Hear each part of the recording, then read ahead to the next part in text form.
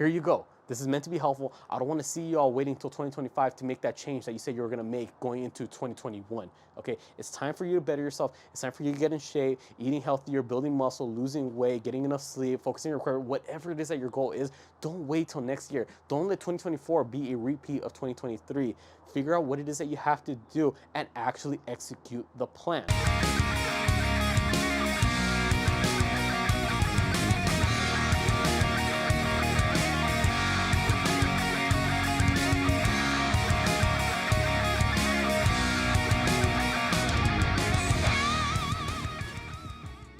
What's up, everyone? David here. Got a new video for y'all today. But before we get into it, if you haven't already, make sure you subscribe to the channel, hit the bell notification so you miss out on any new videos. Remember, new videos every week.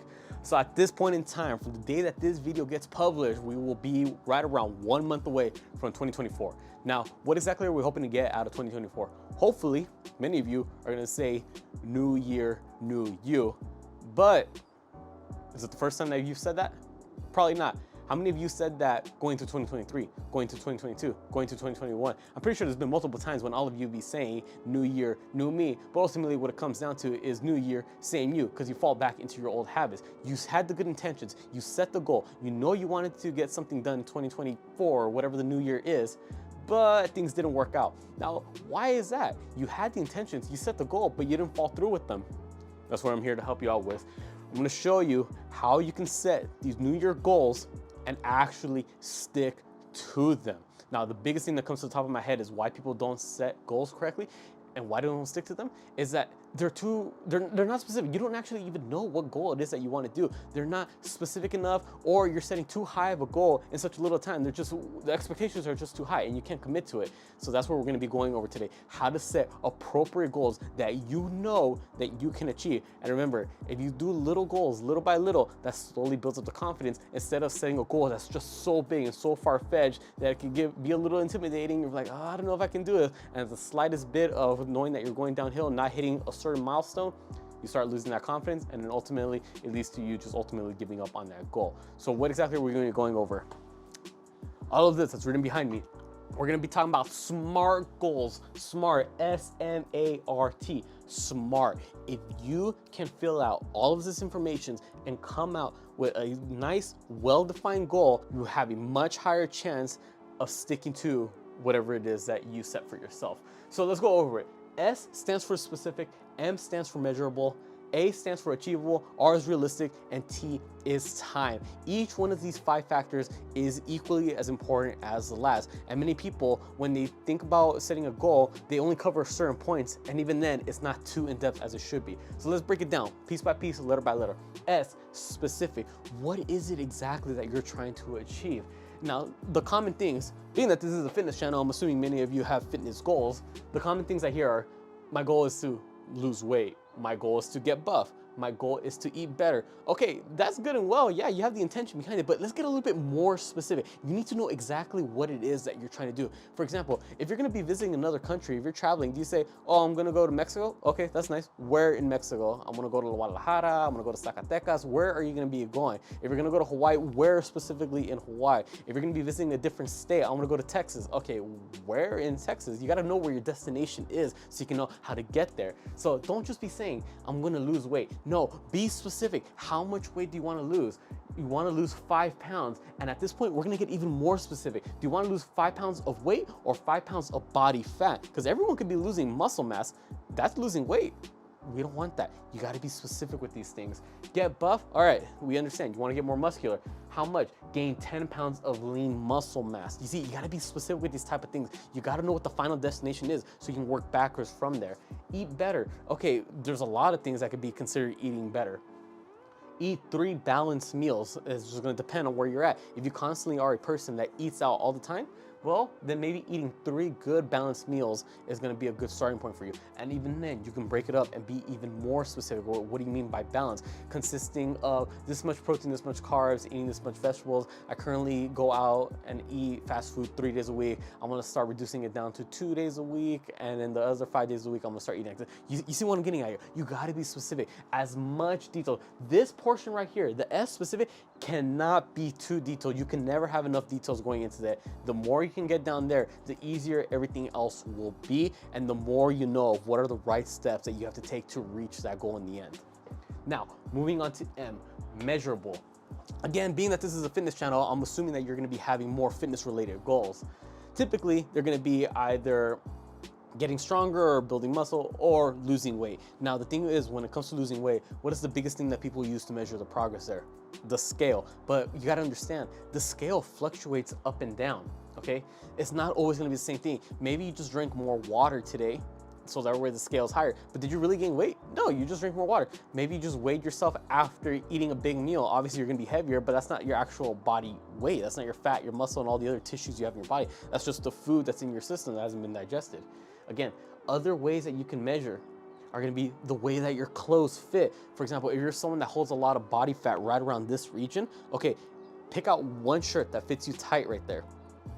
In 3 months from now, use that exact same shirt, put it back on. Does it still fit you tight around this region, or is it starting to fit a little looser? You see, you gotta be specific with these type of measurements as well. Now, when it comes to weights lifted, let's just say your goal is to get stronger.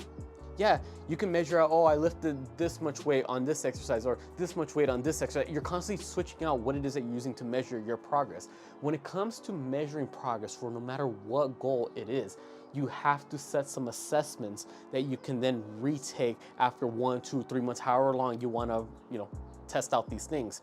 If your goal is to get stronger, okay, in what specific lifts? I want to get stronger in push-ups. I want to get stronger in pull-ups. Okay, you measure out how many push-ups you can do, you measure out how many pull-ups you can do.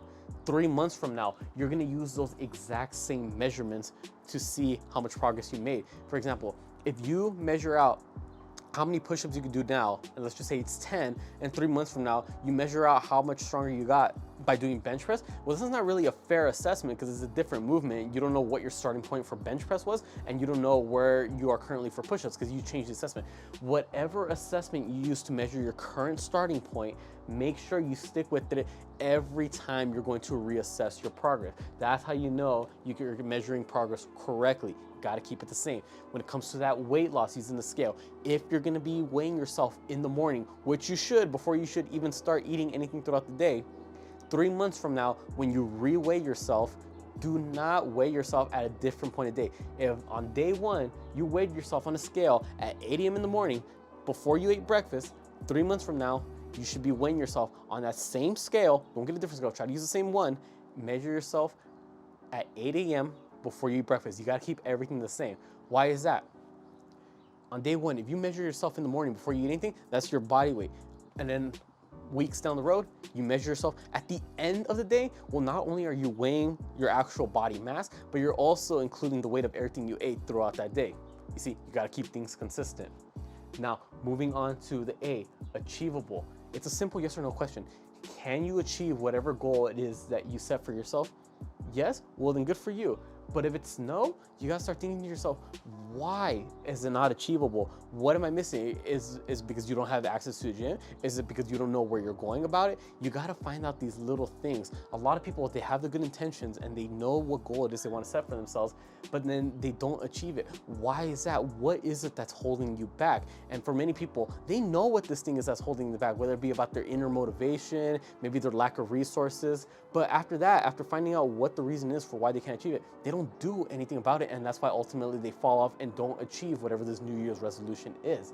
If you know what it is that you want to achieve, which you should by now if you already filled out the specific, the S part of SMART, and you know that you can't, start figuring out why it is that you can't, and start figuring out solutions of what you can do so that this no turns into a yes.